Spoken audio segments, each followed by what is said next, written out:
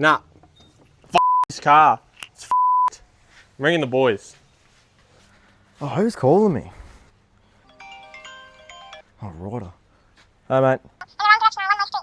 Yeah, I'll be over in 2 secs. Easy as.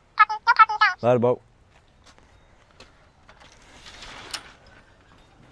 Oi, Rogers.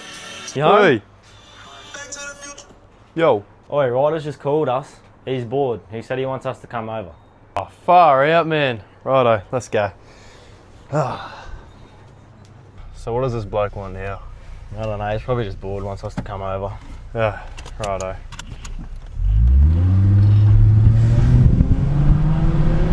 Oh, what's taking these blokes so long, man? Hey! Hey, what's going on? Hey guys, welcome back to today's episode. Today is going to be more of a sit-down podcast style episode. We don't have a lot going on with the MP. I don't have a lot of mods that's happening at the moment. We don't have a lot of trips today, so I thought I'd get the boys around and just have a little bit of a sit-down chat, get to know them, get to see what their plans are with their cars, have a little run around of their cars, talk about some mods, some camping memories, all that kind of jazz. So yeah, it'll be good. Right, so to the right of me here, we've got Lachlan Rogers. You want to tell us a bit about yourself, mate? What you're driving right now, what you love doing, what you do for work, all that kind of jazz? So my name's Lachlan. What I just drive a Holden Colorado. It's just my work car. For work, I'm just a diesel fitter. Do all your marine stuff. Do a bit of stationary plant work as well. I just like to have fun with the boys. Go fishing, camp, do all that sort of shit. Go hunting every now and then. Yeah, that's me. So you being a diesel fitter, you'd remember how to put a sump plug in, eh? Oh, here we go. Alright. We'll get into that story a bit later. Next to Rogers, we've got the one and only Aramis Amosa. Aramis, what are you driving at the moment? How's it going, everybody? I'm driving a Holden Commodore. Anyway, I'm 18 years old, currently working at Bunnings. So you're a checkout chick is what I'm hearing. What I like to do is I like to go fishing, camping, work on my car when it breaks down. All the time. Shut up, brother. Yeah, that's just what I like to do. Alright, awesome. So I thought we'd get into some questions that ChatGPT has so kindly given us to answer. So the first one that we'll start with is, what was your first car? I think, Rogers, you can, you've got a great story about your first car.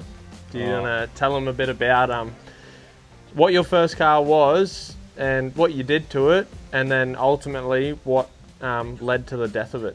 Alright. Well, you're not wrong on it being a great story. Got a great wall, 2012 model. It was just the V200 China Ute. Nothing too bad about it. Four-wheel driving it was f***ed, but you know, I thought I could take it places still. Slapped a pod filter on it. And then I unbolted the muffler. Just your basic P-plater kind of shit going on there. P-plater spec, full P-plater spec, yeah. Decided to take it camping a little bit.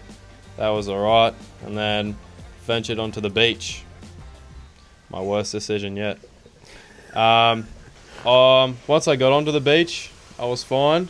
I could move around, but whenever I stopped, I had to get skull dragged by this fella. We went out to Mulla, and it was just us three. Rogers was adamant that he had to take his car, and I think, how many recoveries did we did? We did like Can't count. 4 recoveries, man. 5 recoveries. I ended up having the tow strap on you, dragging you down the beach because you couldn't drive it. And then we went to leave to go to Crystal Creek in the morning, and this fella woke up and he was bogged in the campsite. So we had to get him out of that. Man, that car was nuts. Do you want to tell him what happened, how it actually died, what you actually did on that very same beach? Well, on that very same beach, on a different trip, what happened was, I was just in second gear, and there's a main entrance to the beach, and it's just this like little windy bit, and the sand's pretty soft. You know, I didn't have four-wheel drive, so I stayed in second gear and I gave it some. I kind of swung sideways and my back wheel kicked out, smacked a tree. Both my back wheels were now facing this way. And I tried to steer away from the trees. The speed that I had, couldn't really have much control over it, especially with my back wheels like that. My drive shaft popped out of the yoke and my center pin for my leaf spring snapped. Yeah, I got skull dragged out of there by a patrol who was so kind to help me. Now, that car, you love that thing. You would not give up on it. It was my pride and joy. We ended up finding, what did we find? Did we find the same model? Yeah, we found the exact same model. The same model, it was in Mackay. It was unregistered, unroadworthy. We didn't even know if it was stolen, but we messaged this bloke on Marketplace and he wanted $1,000 for this Great Wall. We were like, righto, let's do this. Let's get into a cab swap of a Great Wall. Probably not one of our smartest decisions, would you say? Definitely not. We left Townsville at 8 o'clock that morning. Yep. Drove all the way to Mackay, picked up this Great Wall, went for a pub feed and then boogied straight back to Townsville. We got home at 9 o'clock? Because if you ever have to go pick up a car, do not hire a U-Haul trailer. When we got to Burdekin, and the Burdekin Bridge is quite narrow, right? We were just sitting along, it was just coming down to sunset. Rogers is out the window taking a video of the sunset and he's like, "Oi, I smell something burning." And I was like, "Nah, can't be." He's like, "Nah." Next minute I look out the rearview mirror, the sparks going everywhere. I'm like, "What the hell's going on, man?" We pull over at the servo. This tyre, I'll put a clip up of it now. This tyre was absolutely shredded, man. I've never seen something so shredded. So we were on track to get home at like 5 o'clock, but we ended up having to get the car off of the trailer. Mind you, this car didn't start. It rolled, it had no brakes. So we pulled this thing off while slamming it into gear and pulling the handbrake up, got it down at the servo, unstrapped it, changed the wheel, had to winch the car back on. Man, it took us like an hour and a half to change a trailer tyre. It was not fun at all. No. I go to drop it off in the morning on my way to work and I'm just sitting along listening to music in my car, you know. Next minute, old fella at me passenger door, he's telling me to wind down my window. I'm like, "What's going on, mate?" He's like, "Your wheel fell off." And I'm like, "What?" He goes, "Your wheel fell off." I'm like, "Are you kidding me?" I pull over. This trailer's now only got 3 wheels, bud. Mind you, we changed the passenger side back tyre and the wheel that fell off was the passenger side front tyre. So a completely different tyre. So this tyre's gone off into the abyss. I'm like, what the hell, man? Anyways, I went and found the tyre. It was in the swamp somewhere. So I picked it up, walked in the servo and dropped it on their front counter. And I was like, not paying for a new tyre. And then we never ended up having to pay for a new tyre, eh? No. What did we spend? We spent probably 3 months trying to do that Great Wall. Because we fully stripped the thing. We thought it was going to be easy as... Nah, man. There was actually so many wires and so much technology in that Great Wall. It was wild, man. Yeah, there wasn't too much guidance on it either, on how to get it apart, because obviously it's an imported Chinese car, so there won't be too many videos of people trying to pull it apart to help us out. And the fact that when we tried to pull it apart, every time you put a socket on a bolt, the thing would just round out. Yeah, that's exactly right. So, Aramis, your first car, you still have your first car, right? Yep, still got the Commodore. How's it going, mate? She's going alright. Every time I start it, a few beeps. Airbag light. Service fault light. Anyway, other than that, she's going alright. But I got a story for you. I was on Ingham Road one day, just trotting along, listening to music, windows down because I have no aircon. Typical Commodore thing. Yeah, typical Commodore. So yeah, I'm just potting along, listening to music, and there's a guy on an e-scooter heading to work on the bike lane next to me. And he decides to turn straight into my left front bumper and crashes straight into me. He rolls over my car, smashes my windscreen, puts a big dent in my fender. Anyway, pull over, see if he's alright. I'm bloody fuming, eh? I'm about to like... Don't lie, you were laughing at him, mate. Oh, it wasn't. I felt bad for the poor bloke. He just rolled over my car at 70 k's an hour. Oh, another thing he broke was my antenna. Yeah, Aramis loved this antenna. Literally every time we'd go driving, he'd be like, "Oi, Ryder, watch this." Hit the button, this thing would go, beep. And then you go, "Oi, watch this." Beep. He loved this thing, so he was very heartbroken when he called me and was like, "Oi, this bloke just broke my antenna." He didn't even tell me about the dent. He was just like, he broke my antenna and started bawling his eyes out on the phone, man. I was not crying. Next question. If money wasn't an issue, what car would you build? Now, I'm talking actually build, not like I want a supercar. You know what I mean? If you could build any car in the world, any motor, any car, whatever you want, what would you build? I'd say like a dream build.